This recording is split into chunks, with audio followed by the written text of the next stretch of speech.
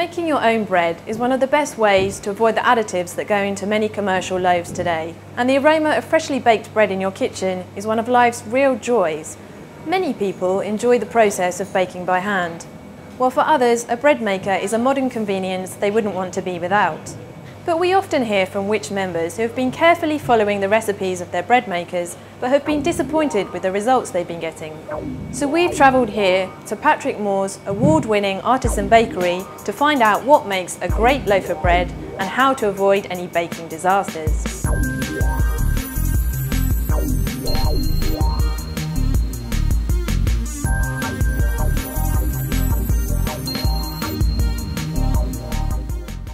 So Patrick, what makes a great loaf of bread?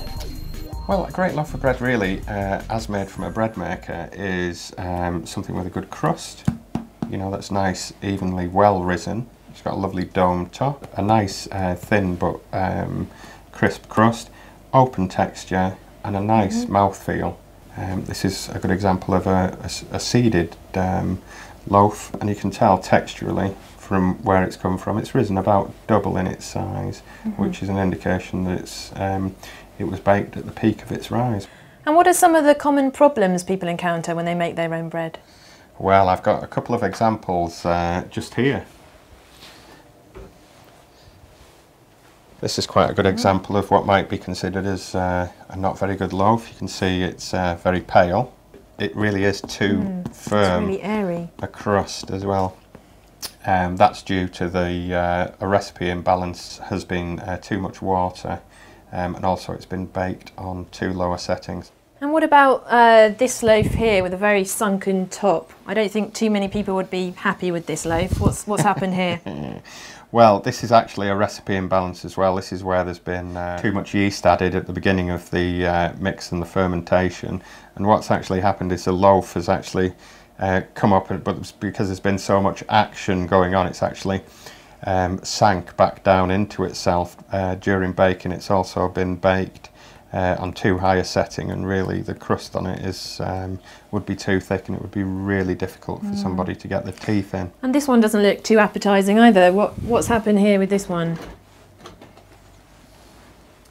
Okay, so with this one we've actually cut into it, and we can see that the texture at the top is slightly lighter, but at the bottom it's really dense and really quite inedible. You'd find it difficult to get your teeth through that, you know, because there's been not enough liquid in there. The machine hasn't actually mixed it properly, so although the top is slightly lighter, the bottom is extremely dense. So what's the problem with this loaf? Well, actually, there is no major problem with this loaf. At first sight, you might think, well, you know, that looks a bit like a brick, but this is actually a loaf that's made using 100% rye flour and some beer from the brewery next door to our bakery. So the reality is, rye loaves do tend to have more of a flatter appearance.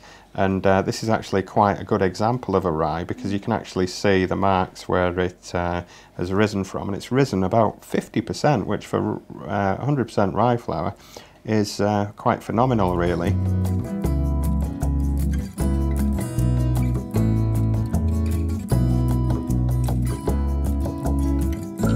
So to avoid these problems, how important is it to follow the recipe that you get with your bread maker to the letter? To begin with, you have to have a start point, and the recipes provided with most bread makers are a good starting point, but what they don't take into account is the flour that you might be using. Now, the absorption rates of the flours that we use in the bakery can vary anything from 55% to 85%. So I think it's important really that we start from somewhere, and what I recommend to people is to stick to one good kind of flour with a high protein content to begin with, get that one right, and vary the amount of water that they actually use for that flour. You know, if the loaf is too dense and it doesn't have that lovely dome on the top, and it seems restricted, then increase the amount of water, and if the loaf looks too open textured and maybe is pale, then reduce the amount of water. You know, most manufacturers and millers actually do give an indication on what amount of water to use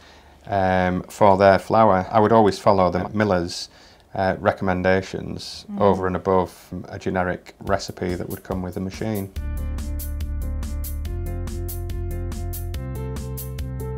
A great loaf has a crisp crust, is evenly and well risen, has a nice dome top, an open texture, and has doubled in size.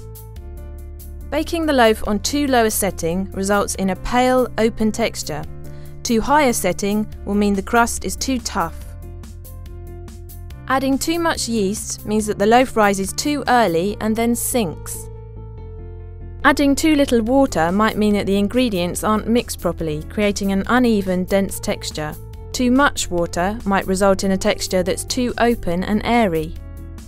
Flour absorption rates vary. Use a high protein content flour and add the miller's recommended amount of water.